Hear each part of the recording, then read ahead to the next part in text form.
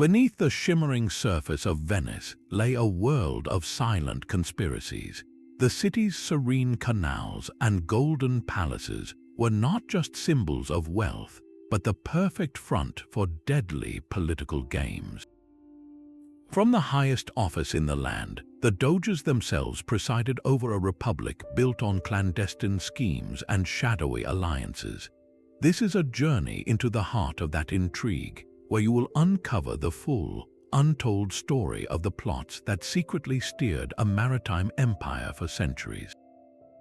How did a system of anonymous accusations fuel a culture of paranoia right inside the Doge's palace? And why was one of their own rulers beheaded on the very stairs where he was crowned? When you think of absolute power, what do you believe is its most dangerous temptation? The Doge stood as the living symbol of Venetian might, a figure robed in gold and silk, yet his power was an elaborate illusion. He was a prince in ceremony only, elected for life from the city's wealthiest families to serve as the serene face of the Republic.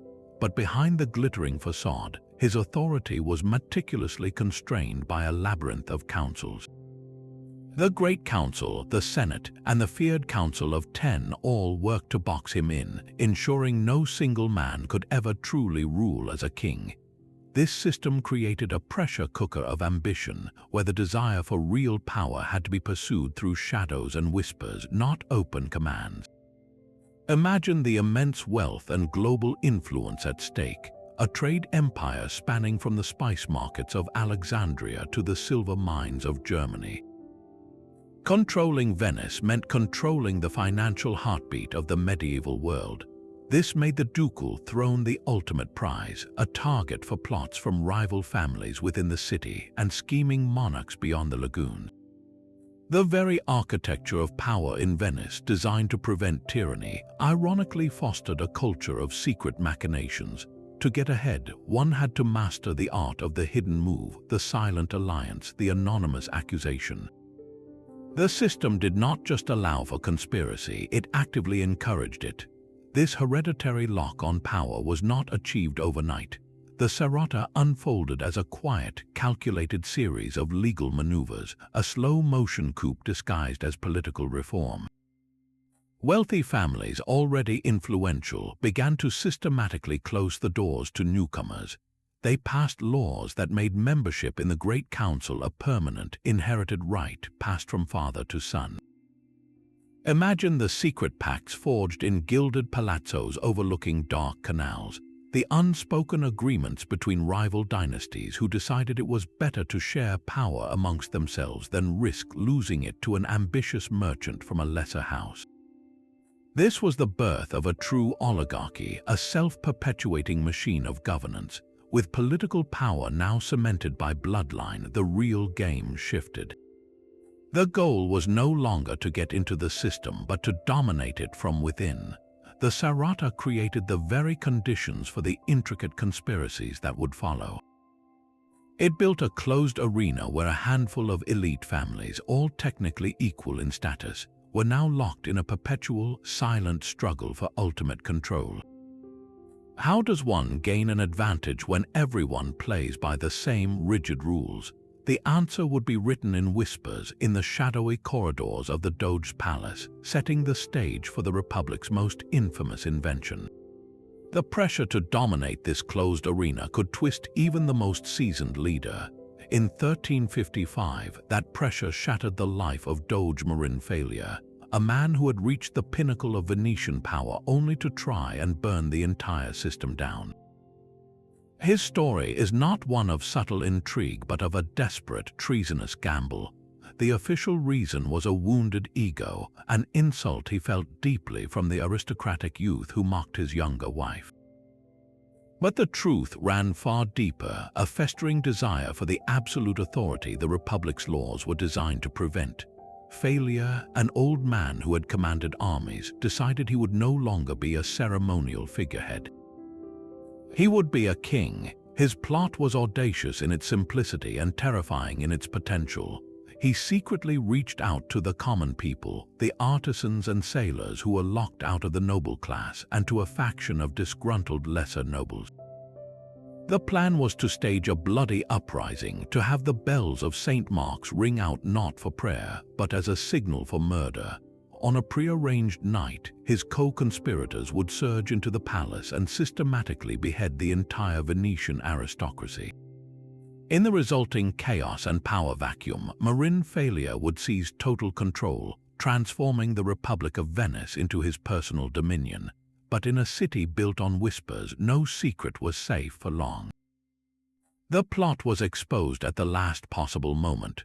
Whispers reached the ever-vigilant Council of 10. They moved with terrifying speed and silence, arresting the key conspirators. Under interrogation, the entire scheme unraveled, leading directly back to the Doge himself. The Senate convened in an emergency session, and the man they had crowned as their leader was put on trial for high treason. The verdict was a foregone conclusion. The justice was swift and brutally symbolic. On April 17, 1355, Marin Falier was led out to the great staircase of the Doge's palace, the very same steps where he had received his corno, the ducal cap, just months before. There, with the entire political order as his witness, he was beheaded. His name was then systematically erased from the official record, a damnatio memoriae intended to wipe his very existence from Venetian history. His failed coup served as the Republic's most chilling lesson, a permanent reminder that no one, not even the Doge, was above the state. Marin Falier's bloody fate sent a shockwave through the corridors of power, a stark warning that echoed for generations. But such a public spectacle was also a dangerous admission of weakness. The ruling elite realized that to survive, they needed a more subtle and permanent solution to internal threats. Their answer was the creation of a shadow government, a council so secretive and powerful it would become the true engine of Venetian intrigue. This was the Council of 10. Officially formed to protect state security, this small group of nobles, elected for one-year terms, quickly evolved into something far more potent. They were the guardians of the Republic's darkest secrets, operating with an authority that could bypass the Doge, the Senate, and even the law itself. Imagine a small committee with the power to conduct secret trials without witnesses, to read the private correspondence of any citizen, and to deploy a network of spies and informants that stretched from the Rialto markets to the courts of foreign kings. Their mandate was absolute, their methods shrouded in silence. They became the watchmen who watched everyone, including the man who sat on the throne. The Doge, for all his public grandeur, lived and ruled under the constant, unblinking gaze of the 10. This was the ultimate check on his power, a deliberate and chilling mechanism to ensure no future ruler would ever dream of another Falier-style coup. The council did not just react to plots, they actively worked to prevent them, often by plotting against the Doge himself. They cultivated sources within his household, scrutinized his every alliance, and quietly dismantled any base of support that seemed to be growing too strong. A Doge who showed too much independence, who tried to make policy without their consent, would quickly find his initiatives blocked, his allies mysteriously discredited, or his closest advisors summoned for an unsettling, confidential chat with the council. They were the permanent, invisible counterweight to the ducal office, a constant reminder that in Venice the figurehead could be replaced, but the secret state was eternal. Their most feared power, however, was the ability to issue a single, silent order, an instruction that could travel across the world to settle a score or eliminate a problem. This was the state-sanctioned assassination, a tool they wielded with cold calculation. The true genius of the Council of 10 lay not in its direct power, but in the psychological web it spun across the entire city. That web was given physical form in the Bocca di Leone, the lion's mouth. These were not mere mail slots, but stone-carved mouths of lions, their expressions frozen in a silent snarl, installed on the walls of government buildings and even quiet courtyards. Into these stone jaws, any citizen, from the wealthiest merchant to the poorest gondolier, could slip a folded note, an anonymous accusation against anyone at all. The very existence of these slots was a constant, chilling reminder that anyone could be watching and anyone could be accused. This system transformed everyday life into a quiet theater of suspicion. A careless word spoken in a tavern, a private grudge held by a neighbor, or a business rivalry could all find their way into the lion's mouth, launching a secret investigation that the accused might never see coming.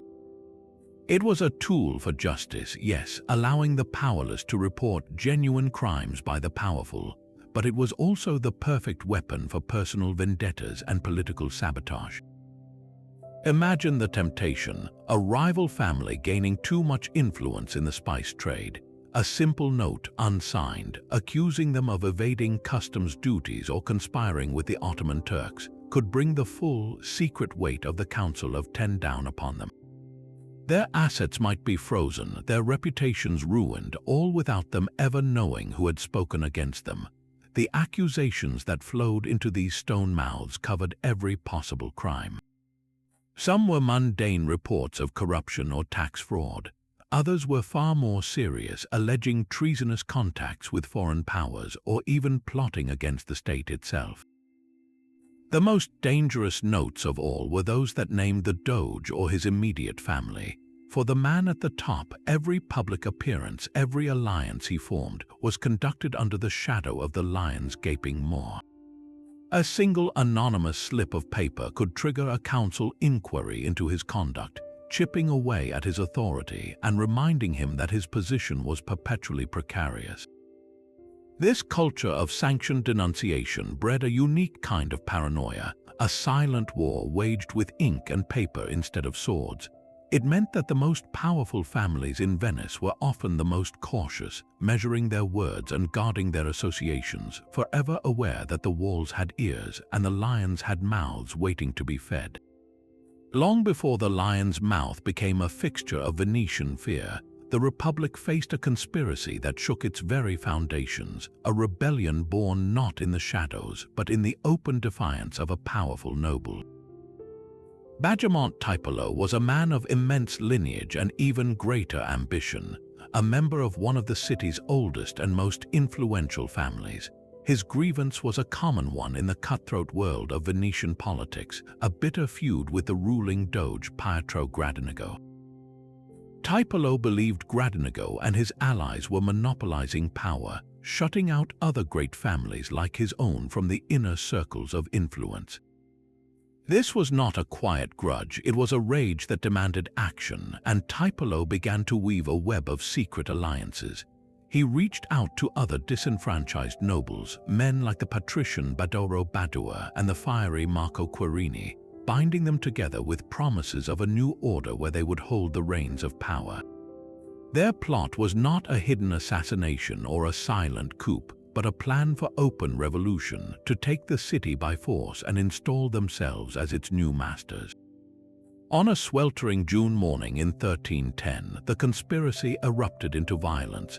The narrow calle of Venice, usually filled with the sounds of commerce, became choked with the clash of steel and the shouts of armed men. Tiepolo and his rebels, a formidable force of knights and their retainers, marched from different points of the city, their goal a unified assault on the heart of Venetian power, the Piazza San Marco. They fought their way across the Rialto Bridge, then a wooden structure, and pushed deep into the city. For a few desperate hours, it seemed the rebellion might actually succeed. The government's forces were caught off guard, and the Doge Palace was in a state of panic. The tide turned, however, not by a soldier's sword, but from a woman's window. As Tiepolo's column advanced along the Merceria, the main street leading to the Piazza, a humble old woman named Giustina Rossi looked down upon the chaos. She saw the rebel standard-bearer, a man boldly carrying the flag of the new regime, directly below her. In a moment of defiant courage, she seized the heaviest object she could find, a stone mortar used for grinding spices, and dropped it from her windowsill. The heavy stone found its mark, crushing the standard-bearer's skull and sending the rebel banner tumbling into the dust. The loss of their flag was a catastrophic blow to the rebels' morale. In that superstitious age, it was seen as a sign of divine disfavor. the momentum shattered and the Doge guards, now rallied, began to push back. The rebellion collapsed in the streets. Bajamont Tiepolo himself managed to flee the initial fighting, but his fate was sealed. He was eventually captured and tried for treason. In a display of political calculation, the state showed a degree of mercy, perhaps fearful of igniting a wider conflict with his powerful family. Instead of execution, Tiepolo was sentenced to perpetual exile, banished forever from the city he had tried to conquer.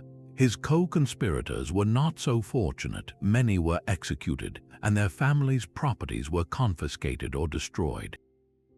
The Republic, deeply shaken by how close it had come to overthrow, learned a brutal lesson. The loose, informal security that had allowed such a large-scale plot to nearly succeed was now deemed unacceptable. In direct response to the Tiepolo rebellion, the government created a new, more formalized body to protect the state from internal threats. This was the precursor to the Council of Ten, the very institution that would later evolve into the all-seeing eye of the Venetian Inquisition.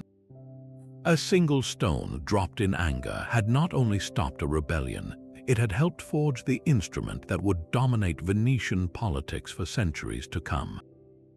While the lion's mouth fed on public suspicion, a far more formidable institution operated in the absolute silence of the state's inner chambers. This was the Venetian Inquisition, a body that wielded the language of faith to serve the cold, hard priorities of political survival. Unlike its more infamous Spanish counterpart, which hunted religious heretics with fire and sword, Venice's version had a different primary target. Its true purpose was to root out conspiracies that threatened the Republic's stability, especially those woven with threads of foreign influence. This Inquisition was not a rogue entity, it was the sharpened blade of the Council of Ten. The three state inquisitors, chosen from the Council's own members, formed a tribunal of immense and terrifying power. Their focus was rarely on simple matters of personal belief. Instead, they investigated the gravest crimes against the state: treason, espionage, and sedition. A noble caught in secret correspondence with the Ottoman Sultan, a merchant suspected of selling Venetian naval secrets to the King of France, or a Doge suspected of forging a private alliance with the Pope. These were the cases that landed before the inquisitors. Their methods were designed for one thing: the extraction of truth, or at least a useful confession. Interrogations were conducted in windowless rooms, a deliberate tactic to disorient the accused and strip away their sense of time and place. The questions were relentless, circling the same facts from different angles, searching for inconsistencies in a person's story. While they were known to use judicial torture, their true mastery lay in psychological pressure. They would present fragments of intercepted letters, mention names of associates the accused thought were unknown, or imply that others had already confessed and implicated them. This created an atmosphere of total omniscience, making the prisoner feel that the state already knew everything and that resistance was futile. For the Doge and the patrician class, the Inquisition was the ultimate leveler. A noble's name, his family's history, his wealth, none of it offered protection within those chambers. In fact, the higher one's status, the greater the risk of falling under its scrutiny. The Inquisition was the Council of Ten's most potent tool for keeping its own elite in line. It served as a constant, chilling reminder that the security of the Republic trumped any individual's ambition or pride. This system of sanctioned investigation ensured that even the most powerful men in Venice governed looking over their shoulders, knowing that a single misstep could bring not just political disgrace, but the quiet, methodical attention of the state's own Inquisition. The silent power of the Inquisition within Venice's walls was matched only by the invisible web of influence the Republic spun far beyond its lagoons. To protect its trade routes and preempt the schemes of rival empires, Venice cultivated one of the most sophisticated intelligence networks the medieval world had ever known. Its ambassadors were not merely diplomats, they were master spies, the sharpest eyes and ears of the state. Stationed in every major European capital and in the opulent courts of the East, these patricians operated under a cloak of aristocratic privilege, their true mission hidden behind the glittering facade of diplomacy. Their primary weapon was the encrypted report, a steady stream of coded dispatches sent back to the Council of Ten and the Senate. These were not simple letters of greeting or trade negotiation. They were deep, analytical profiles of the rulers and courts they infiltrated. An ambassador in Rome would detail the Pope's fragile health and the simmering rivalries among the cardinals. A Venetian envoy in Paris would report on the French king's mounting debts and which of his advisors were most susceptible to bribery. This was high-stakes information, and every word was locked in a cipher that changed regularly, ensuring that if a messenger was waylaid, the secrets he carried would remain unreadable to any foreign power. The intelligence they gathered was the lifeblood of Venetian strategy, allowing the Republic to manipulate events from the shadows, forging alliances or breaking them based on a precise understanding of another state's vulnerabilities. Some of the most critical spy rings operated in the heart of enemy territory. In Constantinople, long before it fell to the Ottomans, Venetian agents were deeply embedded within the Byzantine court. They reported on the empire's military readiness, the loyalty of its generals, and the intricate plots swirling around the emperor himself. This network was so effective that Venice often knew of Byzantine policy shifts before the official decrees were even made public. In Rome, the challenge was different. The Vatican was a snake pit of ambition, and Venetian ambassadors had to navigate a world where piety and conspiracy were two sides of the same coin.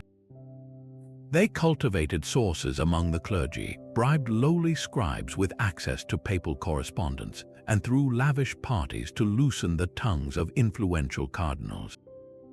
The goal was always the same: to discern the papacy's political intentions toward other Italian states and to ensure no papal decree would threaten Venetian maritime dominance.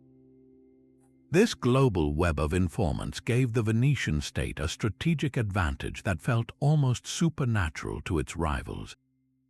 How could the Doges always seem to be one step ahead, their trade deals perfectly timed, their naval deployments preemptively blocking a rival's move? The answer lay not in magic, but in the cold, hard currency of information, bought, stolen, and whispered across continents by a silent army of spies who served the Lion of St. Mark. This shadow war of intelligence between Venice and the Ottoman Empire was a duel fought not with fleets but with secrets.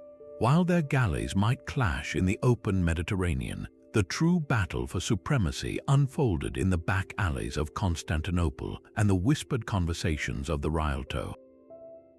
Venetian ambassadors, operating from their luxurious Bailo residence in the Ottoman capital, were the masterminds of this clandestine effort. Their official duty was diplomacy, but their real mission was to subvert the Sultan's court from within.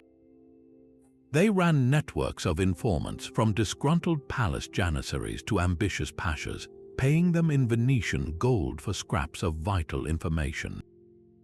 A single whispered word about the Sultan's planned military campaign could save the Republic millions in defense costs or even prevent a war entirely. The most daring plots involved attempts to incite rebellion.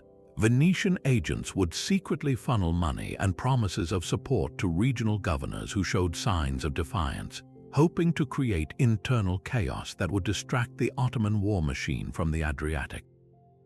They sought out any crack in the vast empire, any disloyal vizier or resentful prince, and worked to widen it with calculated whispers and bags of coin. The Ottomans, however, were not passive victims of this espionage. They fought back with a sophisticated counterintelligence campaign of their own. Their primary target was the heart of Venetian naval power, the arsenal. This sprawling shipyard was the most sensitive military site in the Republic, where the state's galleys were built and stored under intense secrecy. The Ottomans desperately needed to know its secrets: the number of ships being built, new designs for cannon placements, the stockpiles of timber and sailcloth. To get this information, they planted their own agents, sometimes as merchants dealing in raw materials, other times as converted slaves or even Venetian citizens bribed into treason. A corrupt foreman inside the arsenal could earn a fortune from Ottoman handlers by smuggling out a single diagram of a new warship's hull. The Great Council itself was not immune to this corruption. The Ottomans understood that Venice was ruled by men, and men had their price. They identified patricians who were deeply in debt or who harbored political grudges, and quietly offered them wealth and influence in exchange for their vote. A single well-placed noble, swayed by Ottoman gold, could argue against a military appropriation in the council chambers, or leak the details of a secret alliance being negotiated with the Pope or the King of Spain. This invisible war of bribery and subversion often had a far greater impact on the fate of the Mediterranean than any single naval battle. A fleet could be rebuilt in a year, but a secret betrayed from within the halls of power could cripple the Republic's strategic position for a generation. The real front line was not the sea, but the human heart, and both empires invested heavily in the treacherous geography of greed and ambition. But the web of Venetian suspicion was not spun only from the palaces at the center. It extended into every neighborhood, canal, and courtyard through the watchful eyes of the capi di sestiere, the heads of the districts. These men were the local commanders of the Republic's intricate surveillance machine, patrolling the 6 ancient sestri that divided the city. While the Council of 10 dealt with threats to the entire state, the capi were on the front lines, tasked with uncovering the small conspiracies that could, if left unchecked, grow into something far more dangerous. They knew every face in their district, every family feud, and every shadowy alley where illicit deals were made. Their duty was to maintain order and, more importantly, to listen. A sudden gathering of foreign sailors in a tavern, a whispered conversation between 2 known rivals, or an unusual shipment of crates under the cover of fog, all of it was noted and assessed. They were the Republic's first and most effective filter for trouble. A smuggling ring operating out of a basement near the Rialto, siphoning tax revenue from the spice trade, would likely be uncovered by a capo's network of informants long before it ever appeared on the Council of 10's radar. An assassination plot hatched by a disgraced noble against a rival family might be foiled because a capo noticed the nervous behavior of a household servant or the purchase of a specific, unregistered weapon. These local officials provided the granular, street-level intelligence that gave the central authorities a complete picture of the city's pulse. Their reports flowed directly upward, bypassing normal bureaucratic channels to reach the desks of the powerful councils. This direct line turned every neighborhood watchman into an extension of the secret state. The system created a powerful, two-way flow of fear. The common people knew the capo was watching, which discouraged petty crime and open dissent. At the same time, the noble families knew that even their most private local dealings were subject to this grassroots scrutiny, a constant reminder that their power was conditional and could be challenged by a simple report from their own district. This pervasive, localized surveillance meant that no conspiracy, whether born in a gilded palazzo or a damp dockside warehouse, could ever feel entirely safe. The very streets of Venice were listening, and they had a direct line to the lion's mouth. The most devastating conspiracy was often the one that targeted a man not through his own ambitions but through his love for his child. Doge Francesco Foscari ruled Venice for 34 years, a reign of immense power and prosperity that should have been his crowning glory. But his strength became his greatest vulnerability in the eyes of his rivals. The weapon they used against him was his own son, Jacopo. The accusations began subtly, whispers that the young nobleman was living beyond his means, that he was accepting bribes from foreign contact. The charges escalated with terrifying speed, from financial corruption to the ultimate crime, treason against the state. The Council of 10, ever the tool of political intrigue, seized upon these allegations. Jacopo was arrested, tried, and found guilty. His punishment was exile, a brutal separation meant to wound the Doge where it would hurt most. For years, Foscari endured this torment, governing a mighty empire while his son lived in distant isolation. But his enemies were not finished. They needed to break the old man completely. New, even more sinister accusations were manufactured, claiming Jacopo had secretly corresponded with the Duke of Milan, a mortal enemy of Venice. Dragged back to the city he once called home, Jacopo faced a second trial. This time, the Council of Ten authorized the use of torture to extract a confession. The specifics of his suffering were recorded in cold, bureaucratic detail, a stark contrast to the agony he endured. He was subjected to the strappado, hoisted into the air by his wrists, which were tied behind his back, and then dropped suddenly, dislocating his shoulders with a sickening jolt. Under this excruciating pain, he confessed to crimes he may never have committed. His sentence was renewed exile, but his body and spirit were broken. He died shortly after, far from his family, a victim of a plot designed to destroy his father. The final blow fell with cruel precision. The Council of Ten, now dominated by Foscari's rivals, argued that the grief-stricken Doge was too old and too broken by personal tragedy to lead the Republic. They forced him to abdicate the throne he had held for over 3 decades. As the formal vote for his removal concluded, the bells of St. Mark's began to ring. At first, the elderly Foscari might have thought they were tolling in mourning, but he soon realized the terrible truth. They were pealing in celebration, announcing the election of his successor while he still drew breath. The sound that had once symbolized his greatest triumph now signaled his ultimate humiliation. He died just 1 week later, a broken man, his family line extinguished and his legacy forever shadowed by a conspiracy that proved no one was safe, not even the longest reigning Doge in Venetian history. The fear that felled Doge Foscari was a slow, psychological poison, but within the palace walls, a more literal and terrifying weapon was often suspected. Venice's political elite lived under the constant shadow of the untraceable toxin, a silent killer that could remove a rival without the messy spectacle of a trial or an execution. The art of poisoning was the dark counterpart to the state's public justice, a private and deniable solution to the problem of a powerful enemy.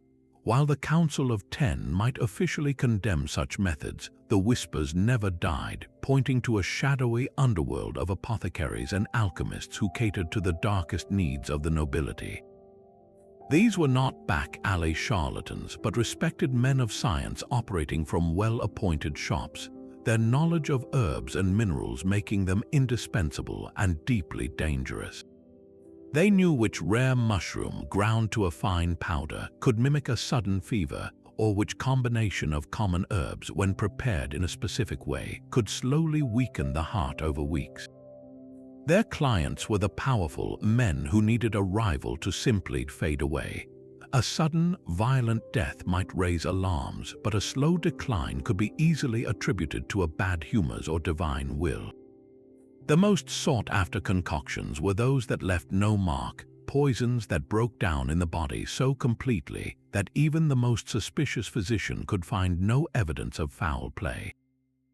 These alchemists held the power of life and death in their mortar and pestle, and their discretion was purchased with immense sums of gold. One of the most enduring mysteries swirls around the death of Doge Giovanni Soranzo in 1328. His reign had been prosperous and peaceful, a time of stability that should have ended with a quiet, natural death in old age. Instead, he died with shocking speed after a brief, sudden illness. The official records were, as always, silent on the matter, but the rumors in the city were deafening. Whispers claimed that a faction of nobles, threatened by Soranzo's consolidation of power or his favorable policies toward certain merchant families, had decided his time was up. The method was said to be a poisoned sweet wine, a gift delivered by a trusted servant whose loyalties had been bought by another. There was no investigation by the Ten, no public inquest. The Doge was buried with full state honors, and a new one was elected, the political landscape neatly and permanently altered. Soranzo's fate was a stark lesson to every man who aspired to the ducal throne. The greatest threats were not always the public conspiracies like Bagiamont Tiepolo's rebellion or the tortured downfall of a Jacopo Foscari. Sometimes the most effective plot was the quietest one, served in a cup of wine at a private dinner, leaving behind nothing but a corpse and a city full of unanswerable questions. How many other doges whose deaths were recorded as natural were in fact the victims of a perfectly executed and perfectly silent assassination? Even the Council of Ten sometimes required a deeper layer of shadow. For the most explosive investigations, those that threatened to tear the state apart if they became public knowledge, the Council had one final, devastating tool. This was the Zonta, a secret committee of the most trusted and discreet nobles, temporarily added to the Ten's ranks. Imagine the gravity of a situation so dangerous that the Republic's most feared council was not considered secretive enough. The Zonta was the answer, an inner circle within an inner circle, created for a single, specific crisis and then dissolved back into silence once its work was done. Its temporary nature was its greatest strength. A Zonta had no history, no permanent records, and no ongoing political agenda beyond the immediate task. This made it the perfect instrument for handling the unthinkable, a plot that reached all the way to the Doge himself. Assembling a Zonta was an admission of existential peril. Its members were chosen not for their popularity, but for their absolute loyalty to the state and their proven discretion. They operated in a chamber of mirrors, investigating the very man who was the symbol of the Republic, while ensuring the public facade of unity remained unbroken. A Zonta investigating a Doge would have to move with the precision of a surgeon, dissecting his alliances and scrutinizing his every command, all while he continued to sit on the throne and preside over ceremonies. They could subpoena his private correspondence, interrogate his closest advisors, and trace the flow of any suspicious funds, all under a blanket of absolute secrecy that not even the full Senate was permitted to pierce. This body could authorize actions that were too politically toxic for the standard Council of Ten to touch. They could orchestrate the quiet removal of a Doge's key supporters, fabricate evidence to destabilize a rival faction, or even plan the forced abdication of the ruler himself, all while maintaining the illusion of normalcy.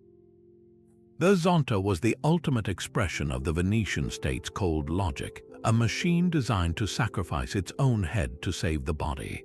Once its grim work was complete and the threat neutralized, the Zonta would simply vanish. Its members returned to their normal positions, its records were sealed or destroyed, and its existence was never officially acknowledged. It was a ghost committee, a political phantom that left behind only the results of its labor, a changed political landscape, and a powerful, unspoken warning to every future Doge. The system was so effective that you could live your entire life in Venice and never know a Zonta had been convened. Yet its decisions could quietly topple the most powerful man in the Republic. The most potent weapon in Venetian politics was often not a dagger, but a whispered secret about the heart. In a society obsessed with public honor and family lineage, the private passions of a Doge or a noble were not simply personal failings, they were exploitable weaknesses. The rigid morality expected of the ruling class created a landscape ripe for blackmail, where a secret love affair or an illegitimate child could be leveraged to control the fate of the Republic itself. Imagine the power one could wield by discovering that a powerful senator who publicly championed family values was secretly keeping a mistress in a secluded palazzo on the Giudecca. Or that a Doge's heir had fathered a child with a woman from a family his own was feuding with. This was not mere gossip, it was political currency. A rival family in possession of such a scandal would not necessarily make it public immediately. Public exposure would create a messy scandal that could damage the reputation of the entire noble class. Instead, they would use it as a silent leash. The compromised noble would receive a quiet, anonymous message, a hint so subtle only he would understand its meaning. He would then find himself voting against his own interests in the Great Council, suddenly supporting a trade bill that benefited his blackmailer, or withdrawing his opposition to a military campaign he had once called foolish. His public voice was no longer his own, it was directed by the fear of private ruin. This invisible coercion twisted the political process from within, making a mockery of the Republic's ideals of free debate and reasoned judgment. How many laws were passed, how many appointments were made, not for the good of Venice, but to bury a personal secret. The pressure on the Doge himself was immense. As the symbolic father of the Republic, his behavior was expected to be beyond reproach.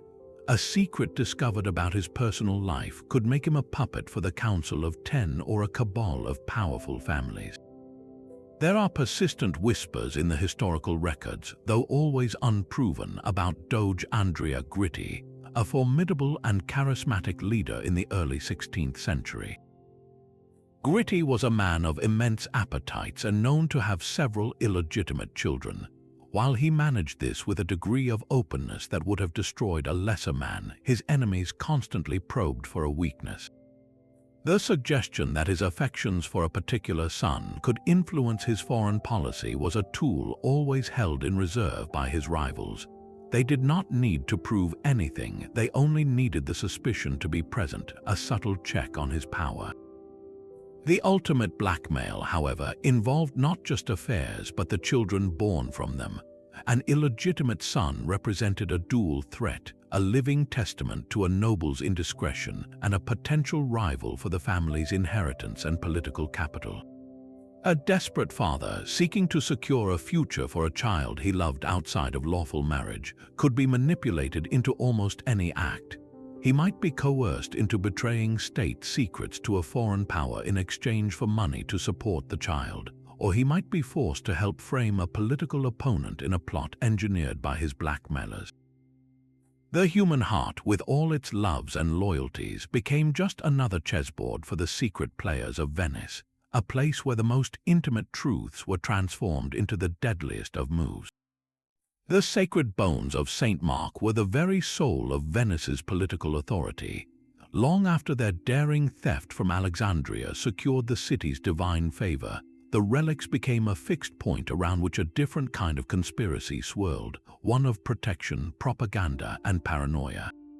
Any whisper that questioned the authenticity of those hallowed remains was not simply heresy. It was a direct assault on the state, a plot to unravel the Republic's claim to be a new Byzantium blessed by God. The saint's body, hidden away in a crypt beneath the basilica, was the ultimate source of the Doge's legitimacy. To challenge its existence was to challenge the entire political order. This made the relics a permanent target, not for physical theft, but for a more insidious form of attack, a war of whispers aimed at the foundation of Venetian power. The government's response to this threat was a masterclass in information control. Any scholar or priest who publicly doubted the story of the relic's translation from Egypt would quickly find himself summoned for a quiet, unsettling conversation with the Council of 10. The goal was not to create a public martyr through a show trial, but to silence dissent with efficient, terrifying finality. The accused might be offered a generous pension on the condition he leave Venice forever and never speak of the matter again. If he refused, charges of corruption or even treason could be manufactured, leading to imprisonment in the Pazzi, the infamous Wells, or a sentence of perpetual exile. The state would rather a man vanish quietly than have his doubts become a public debate. The most serious conspiracies were those that threatened the physical security of the relics themselves. The crypt was a fortress, but the state lived in constant fear of a foreign plot to desecrate or steal the saint's body, an act that would shatter Venetian prestige across Christendom. Whenever intelligence suggested such a scheme, perhaps from agents of the Ottoman Empire or a rival Italian power, the Council of 10 would enact a secret and elaborate deception. They would quietly move the relics to a different, undisclosed location within the palace complex, a place known only to the Doge and a handful of trusted officials. Meanwhile, the public ceremony and veneration would continue exactly as before at the empty crypt, a brilliant piece of political theater designed to fool any would-be thieves. The entire operation was conducted in absolute secrecy, with the guards involved sworn to silence on pain of death. For centuries, the Venetian people prayed before what they believed was the sacred tomb, never knowing that the state had, on multiple occasions, secretly moved their most precious treasure to outmaneuver a shadowy, unseen enemy. The relics were not just an object of faith, they were the Republic's most vital piece of political infrastructure, and their protection required a perpetual, silent war fought in the darkest corridors of power. Even the Doge's most sacred oath was a weapon aimed at his own authority. Upon his election, every new ruler of Venice was required to swear the Promission Ducale, a document that was far more than a simple vow of office.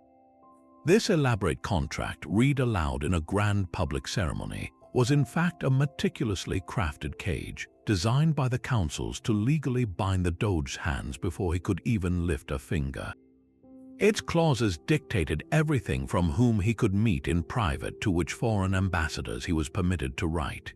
He promised not to open official correspondence without witnesses from the Senate, not to appoint his own relatives to key posts, and not to spend state funds without explicit approval.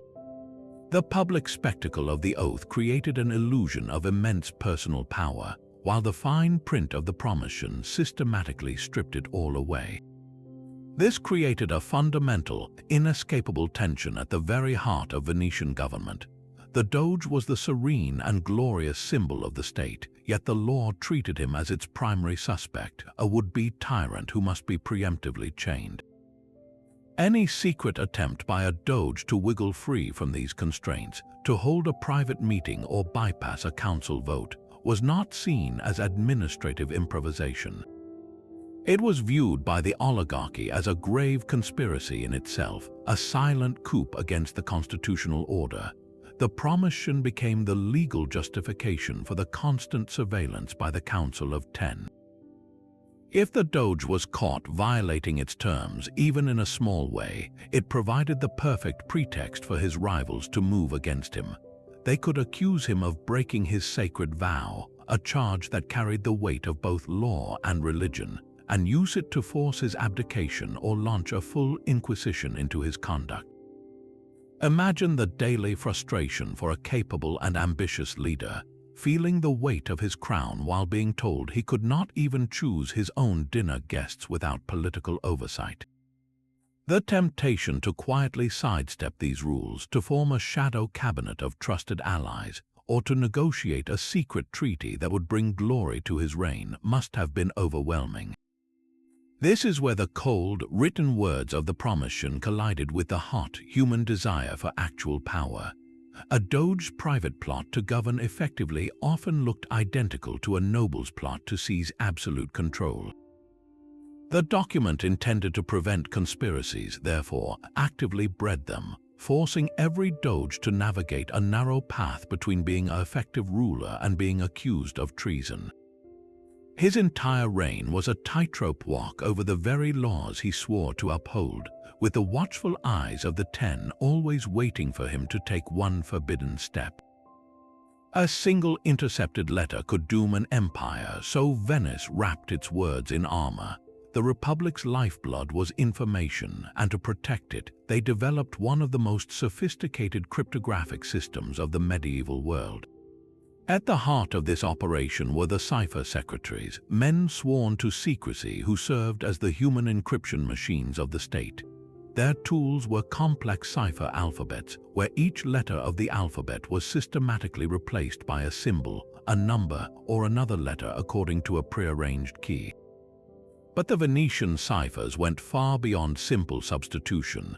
To baffle any foreign agent who might get hold of a dispatch, they employed nulls, characters that meant nothing, and were inserted randomly to break up word patterns.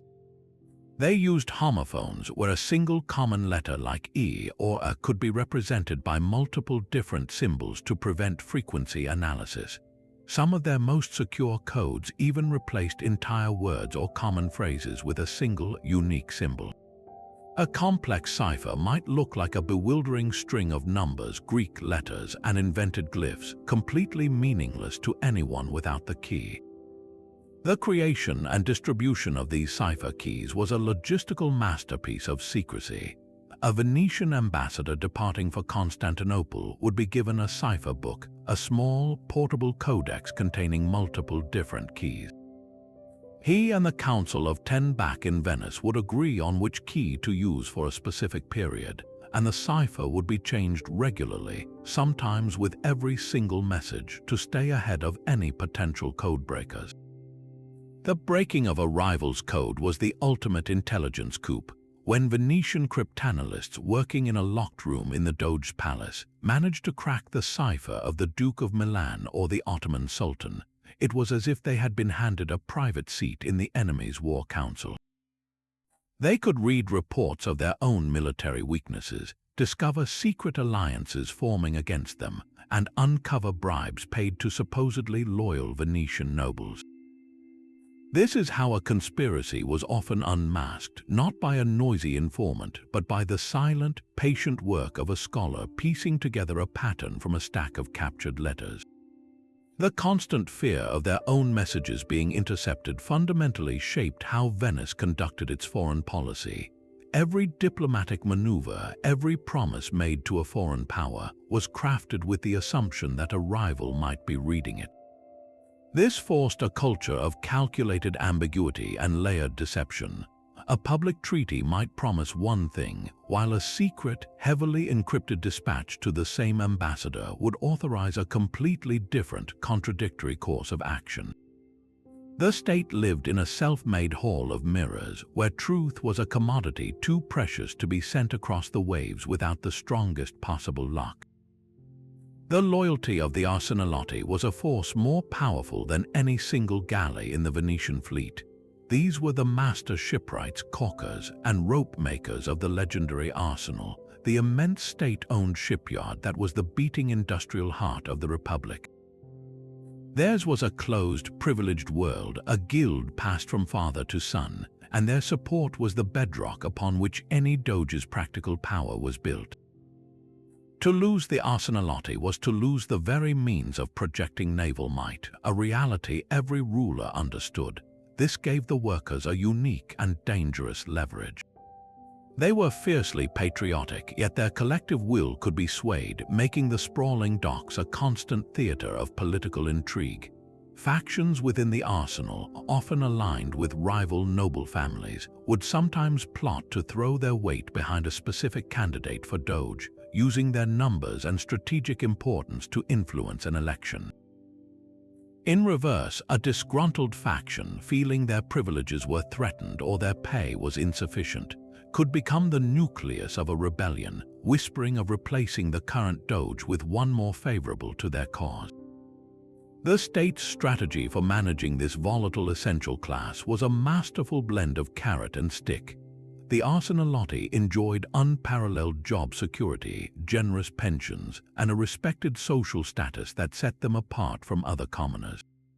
They were the darlings of the Republic, celebrated in public festivals, yet this privileged existence came with invisible chains. The Council of 10 maintained a dense network of informants within the shipyard walls. A foreman complaining too loudly about the Doge's new tax policy, or a group of caulkers meeting secretly after hours, would quickly be noted and reported. The state nurtured their loyalty while simultaneously ensuring that any plot brewing among the tar and timber would be smothered before it could ever catch fire. Banishment was a sentence that never truly ended. For a Venetian noble, exile meant being physically cut off from the only world that mattered, a perpetual state of political death. Yet from this imposed isolation, new and dangerous conspiracies were often born. The men who fled or were formally expelled took their grievances, their knowledge of state secrets, and their networks of influence with them. In the courts of Milan, the halls of Rome, or even the camps of the Ottoman Sultan, these exiles became nodes of a shadow government in waiting, perpetually plotting their triumphant return. Consider the fate of Marin Falier's co-conspirators, the lesser nobles and commoners who survived the initial purge. While the Doge lost his head on the palace staircase, many of his allies were merely stripped of their property and banished forever. But what did forever mean to a man with nothing left to lose? From their new homes in rival city-states, they became living repositories of Venetian vulnerabilities. They could sketch the weak points in the city's defenses for a foreign general, or reveal the secret factions within the Great Council to an enemy ambassador. Their greatest weapon was their insider knowledge, and they sold it freely to anyone who promised them a chance at revenge and restoration. The Council of Ten understood this threat intimately. They knew that an exile was not a solved problem, but a lingering one that required constant management.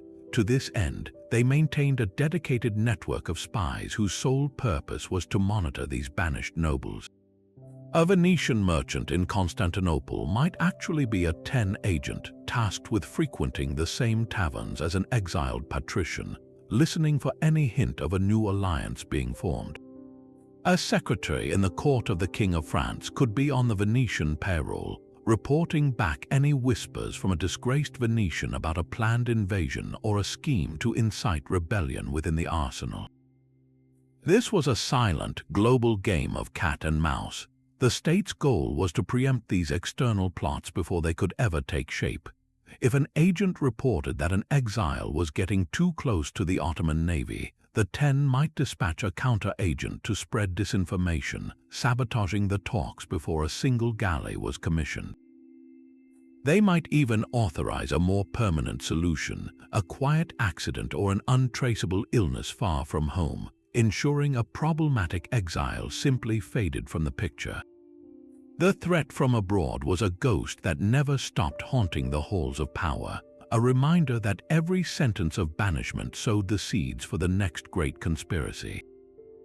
The cavernous hall of the Great Council was a theater of power, its gilded ceiling echoing with the silent language of conspiracy. While thousands of nobles gathered here to vote on the laws of the Republic, the real business of government often happened in the margins, in the hushed conversations between formal ballots.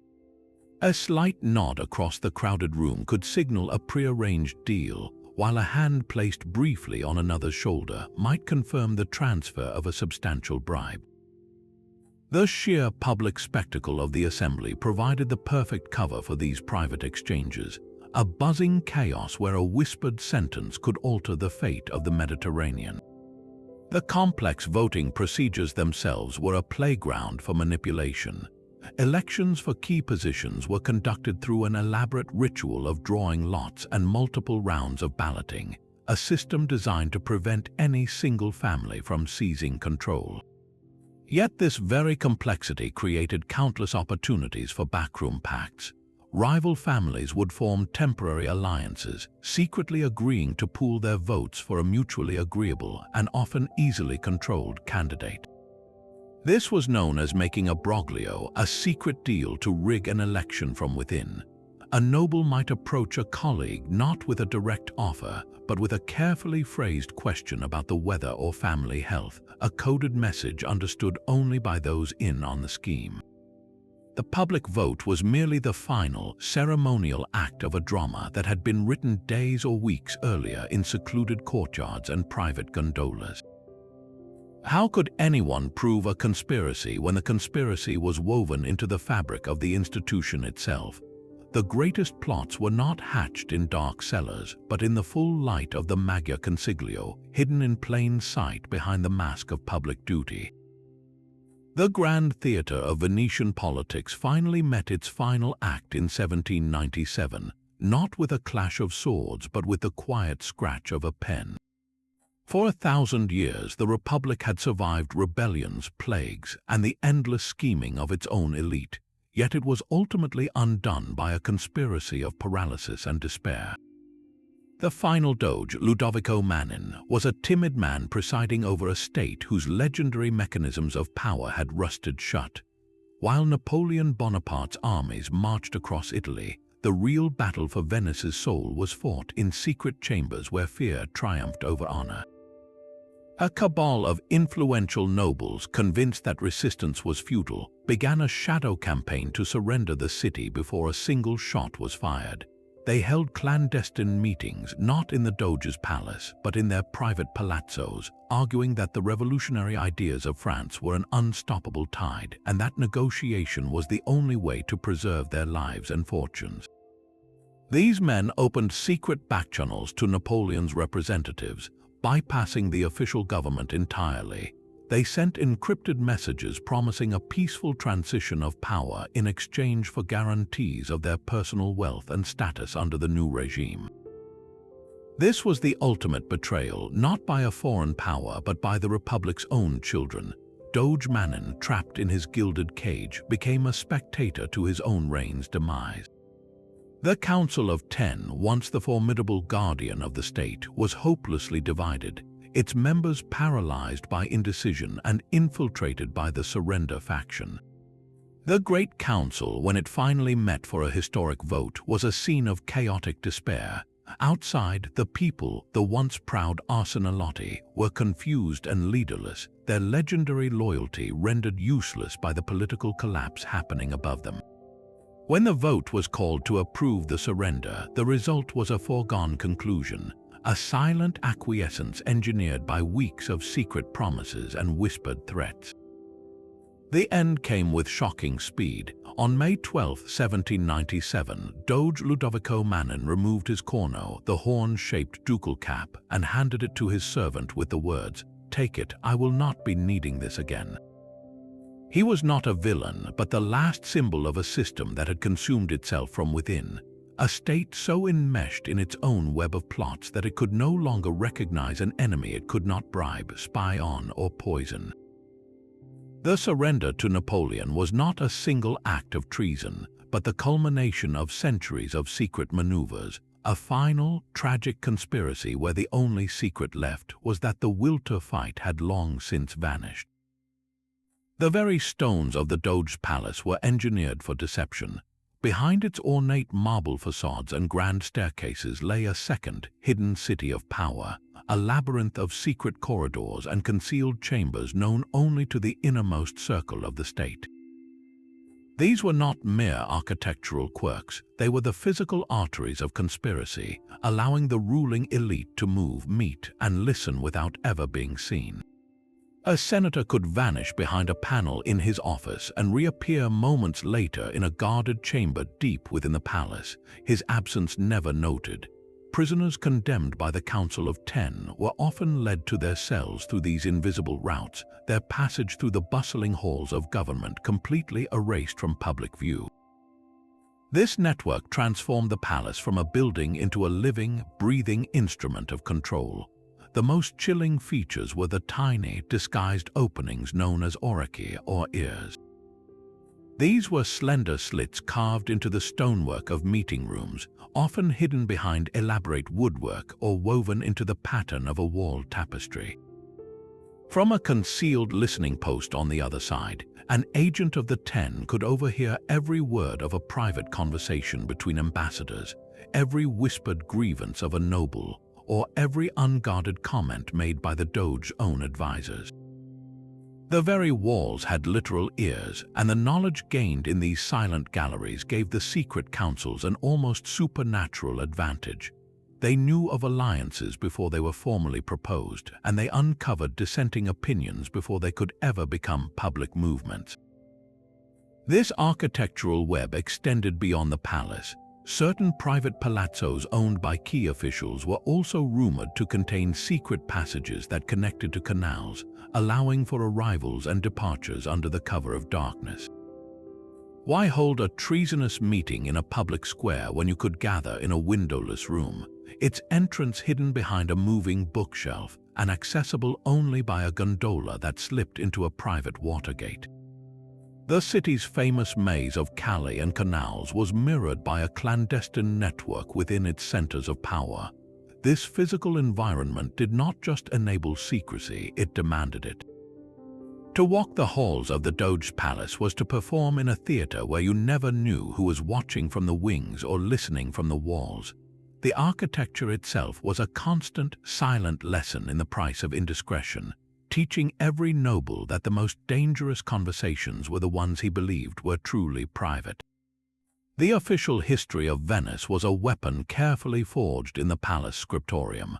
State-appointed historians did not merely record events, they actively sculpted them, transforming messy, dangerous truths into polished legends of serene governance. Their task was to protect the Republic's sacred image of unity and divine favor, and that meant some stories had to be sanitized while others were erased from existence entirely. Consider the fate of Marin Falier. His name was literally chiseled off public monuments, and the official chronicles of his reign were rewritten to present his bloody coup as a brief, unfortunate anomaly, a momentary madness in an otherwise unbroken line of devoted leadership. This was not history, it was state-sponsored fiction designed to bury the terrifying reality that the system itself could produce such a traitor. For modern historians, this creates a labyrinth of lies. How do you uncover a conspiracy when the primary sources were deliberately crafted to hide it? The answer often lies in the fragments, the unintended leaks, and the voices of those who hated Venice. We know many details of the Falier plot not from Venetian archives, but from the gleeful reports of rival powers like Genoa and the Papal States, who were only too happy to record the Republic's shame. These enemy accounts, while biased, often preserve the very truths Venice tried to obliterate.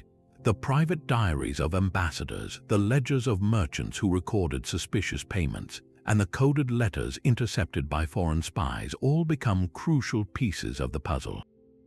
They are the whispers that contradict the official silence. This legacy of sanctioned deception means that every Venetian document must be read with a detective's eye, searching for the gaps, the inconsistencies, the stories that feel a little too perfect. The most revealing truths are often hidden in the margins, in the events that the state historians pointedly refuse to write down at all. For 1,000 years, the Doge's golden crown was less a symbol of power and more a target on his back. Every man who ascended that throne entered a silent war, a world of constant suspicion where the greatest threat was not a foreign army but the whispered plot from the council chamber next door. This dark, fascinating reality was the Republic's true engine of survival. The brutal conspiracies, the anonymous accusations, and the shadow councils were not signs of a state in decay, but the very mechanisms that preserved it. They created a system of checks and balances so terrifyingly effective that no single man, not even the Doge, could ever become strong enough to break it. The constant, simmering fear of betrayal kept the ruling class perpetually off balance, forcing them to look inward, to police one another, and ultimately to prioritize the stability of the state over their own personal glory. This intricate dance of suspicion and secret power was the price of longevity, the grim compromise that allowed the Venetian Republic to endure for 10 centuries. In a city built on water, was it the shifting foundations or the shifting loyalties that ultimately proved most treacherous? From the bloody staircase of Marin Falier to the silent poison in a rival's cup, which of these dark plots shocked you the most? Tell us your thoughts in the comments below.